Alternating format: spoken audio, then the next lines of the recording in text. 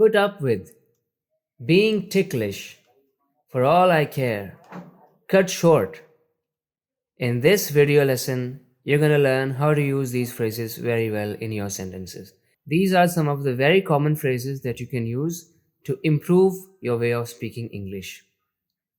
I'm going to explain all these phrases to you using Hindi example sentences. The sentences are going to be of day-to-day use. They're going to help you understand these phrases very well. Let's start. तुम ये सब कैसे सह लेते हो? मैं ये चीज़ बर्दाश्त नहीं करूँगा. When it's about tolerating something, जब किसी चीज़ को बर्दाश्त करने की बात आती है, मैं बर्दाश्त नहीं कर सकता, मैं सहन नहीं कर सकता, तो सबसे कॉमन फ्रेज जो है वो यही है, put up with something. तुम ये सब कैसे सह लेते हो? How do you put up with all this? How do you put up with all this? It means how do you tolerate all this? मैं ये चीज़ बर्दाश्त नहीं करूँगा. I won't put up with this. I won't put up with this. When you use will not, make sure you use the short form of it. In short, you say won't. You don't have to say will not. In short, you can just say won't. I won't put up with this. I won't put up with this. अब मैं और उसके ताने बर्दाश्त नहीं कर सकता. मैं उसके नखरे नहीं सह सकता. I can't put up with his taunts anymore. I can't put up with his taunts anymore. I can't put up with his tantrums. I can't put up with his tantrums. उसके tantrums के साथ मैं put up नहीं कर सकता. तो put up with something का मतलब होता है किसी चीज़ को बर्दाश्त करना, किसी चीज़ को सहन करना. तुम्हें गुदगुदी होती है क्या? मुझे गुदगुदी नहीं होती. उससे इतनी गुदगुदी क्यों होती है? इसको इंग्लिश में कैसे बोलते हैं, क्या आपको पता है? तो दोस्तों, गुदगुदी करने को इंग्लिश में बोलते हैं टिकल करना. और जिस इंसान को होती है सबसे ज़्यादा गुदगुदी, उसको कहते हैं टिकलिश. तो तुम्हें गुदगुदी होती है क्या? इसको कहेंगे आर यू टिकलिश. टिकलिश एक एडजेक्टिव की तरह यूज़ करना है आपको. क्या आप टिकलिश हो? Are you ticklish? नहीं, मुझे नहीं होती. I am not ticklish. I am not ticklish. उसे इतनी गुदगुदी क्यों होती है? Why is he so ticklish? बेशक रोज़ खाओ मैगी, मुझे क्या? बेशक नौकरी छोड़ दो, मुझे क्या? जैसे कोई बहुत गुस्से में और थोड़ा सा सरकास्टिक टोन में ऐसे बोलता है ना. पहले वो बोल रहा है जैसे कि मैगी मत खाया करो, अच्छी नहीं होती. फिर आप उसकी बात नहीं मान रहे, मैं तो खाऊंगा, मैं तो खाऊंगा. फिर वो कह रहा है हाँ खाओ, रोज़ खाओ मैगी, मुझे क्या है? मेरे लेखा रोज़ खाओ, मने के है. रोज़ खाओ मैगी, मुझे कोई फ़र्क नहीं पड़ता. खाते रहो रोज़ रोज़, मुझे कोई फ़र्क नहीं पड़ता इससे. तो जब आपको ऐसा बोलना होता है ना कि मुझे कोई फ़र्क नहीं पड़ता इस चीज़ से, तब आपको ये फ्रेज़ यूज़ करना है, फॉर ऑल आई केयर. ये समवन का मतलब है जो भी इंसान है. I care, he cares, she cares ऐसे आ सकता है. You can eat Maggi every day for all I care. You can eat Maggi every day for all I care. You can eat Maggi every day for all I care. तो ये बात आप जब last में add कर देते हो, for all I care, तो इसका मतलब ये हो जाता है मुझे इस चीज़ की कोई परवाह नहीं है. मुझे इससे क्या, मुझे कोई मतलब नहीं है, मुझे इससे कोई लेना देना नहीं है.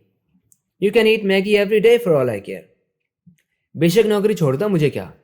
You can quit the job for all I care. You can quit the job for all I care.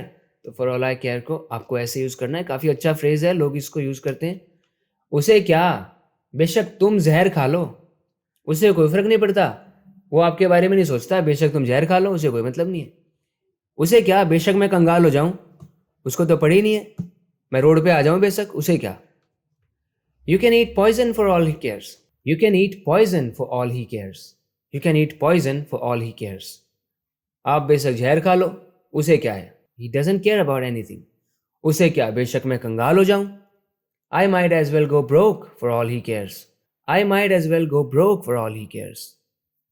उसको तो यही परवाह है, बेशक मैं कंगाल हो जाऊं, उसको कोई परवाह नहीं है. He doesn't care about it at all. Even if I get broke, he doesn't care about it.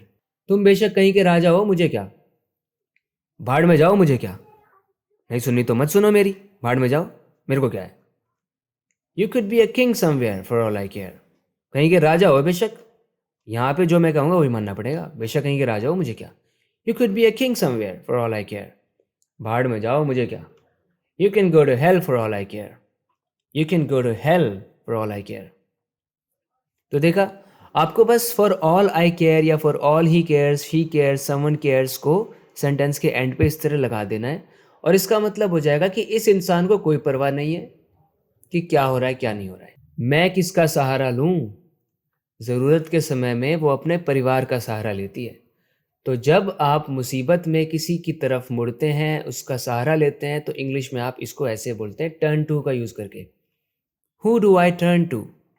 Who do I turn to? मैं किसका सहारा लूँ? अगर ग्रामर की सुने तो यहाँ पर whom यूज़ होना चाहिए, क्योंकि whom का यूज़ होता है ऑब्जेक्टिव केस में। लेकिन यूजुअली क्या होता है, ये ओल्ड फैशन हो गया है, अब लोग who ही बोल देते हैं हर जगह, तो आप who ही बोल लो। Who do I turn to? In times of need, she often turns to her family. ज़रूरत के समय में वो अपने परिवार का सहारा लेती है। अब दोस्तों आप मुझे बताना कि who do you turn to in times of need? Comment करके बताना मुझे। हमारी बात बीच में रह गई थी, मैंने उसकी बात बीच में काट दी। अब ऐसा होता है कभी कभी, हमारी बात बीच में रह गई, हम बात कर रहे थे फिर अचानक कुछ हो गया। मैं एक आदमी से बात कर रहा था उसके बारे में, तुरंत उसकी बीवी आ गई, उसको उठा के ले गई, तो हमारी बात जो है बीच में रह गई। तो इंग्लिश में कहेंगे our conversation was cut short. Our conversation was cut short. अगर कोई चीज़ बीच में रह जाती है किसी कारण से, बीवी के कारण या सास के कारण से, तो आपको इंग्लिश में फ्रेज यूज करना है कट शॉर्ट। मैंने उसकी बात बीच में काट दी। I cut him short. When you cut someone short, you don't hear them out. You don't let them speak, you don't let them complete their sentence. हमारी मीटिंग बीच में ही रुक गई। Our meeting was cut short. Our meeting was cut short. Party को बीच में ही रोकना पड़ा क्योंकि आंटी आ गई, आंटी ने पुलिस बुला ली, तो हमको जो है पार्टी को बीच में रोकना पड़ा। The party had to be cut short. The party had to be cut short. Match बीच में ही रुक गया। मी लाग गया बरसण। बीच में थामना पड़ गया मैच। मैच बीच में ही रुक गया। The match was cut short. The match was cut short. Interview बीच में ही रह गया। इंटरव्यू बीच में ही रह गया। The interview was cut short. तो जब भी आपको कहना हो कोई चीज़ बीच में रह गई, पूरी नहीं हो पाई, तो आप बोलो it was cut short. So friends, please subscribe to the channel if you haven't already, because I don't want my YouTube journey to be cut short. बात करते हैं अगले वीडियो लेसन में। Till then, take care and bye.